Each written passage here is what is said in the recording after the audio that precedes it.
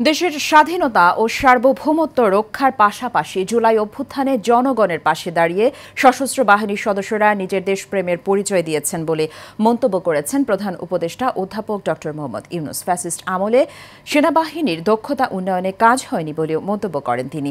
এ সময় আগামী নির্বাচন গুরুত্ব সহকারে নেয়ার জন্য সশস্ত্র বাহিনীর প্রতি আহ্বান জানান প্রধান উপদেষ্টা। বিস্তারিত রকিব মানিকের রিপোর্টে। সশস্ত্র বাহিনী দিবস উপলক্ষে সেনাকুঞ্জে আয়োজিত অনুষ্ঠানে যোগ দেন প্রধান উপদেষ্টা ড মোহাম্মদ ইউনূস।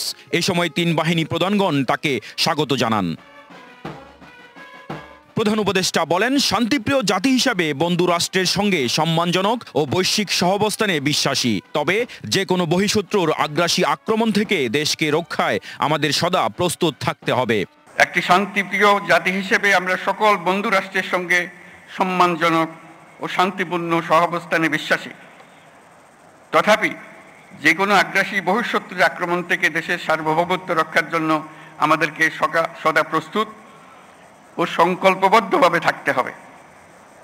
এই লক্ষ্যে আমাদের সেনা, নৌ, বিমান বাহিনীর আধুনিকায়ন, সমরাস্ত্র আহরণ ও উৎপাদন, উন্নত প্রশিক্ষণ এবং উন্নত বিশ্বের সঙ্গে তাল মিলিয়ে বাহিনীগুলোতে যুগোপযোগী প্রযুক্তি প্রয়োগের সংযোজনের প্রয়াস জোরদার করা হয়েছে।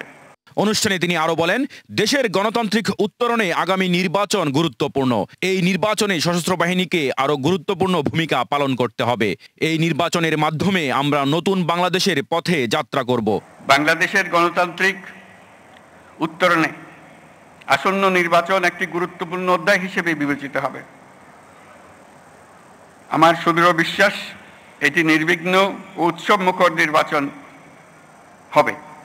এর আয়োজনে সশস্ত্র বাহিনীর সদস্যগণ দক্ষতা ও পেশাদারিত্বের সাথে এই মহান দায়িত্ব পালন করবে।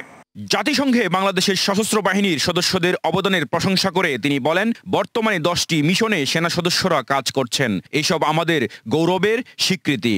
অন্তর্বর্তীকালীন সরকার সকল বাহিনীর সক্ষমতা বৃদ্ধিতে ব্যাপক উদ্যোগ গ্রহণ করেছে। রকিব মানিক, এশিয়ান টেলিভিশন, ঢাকা।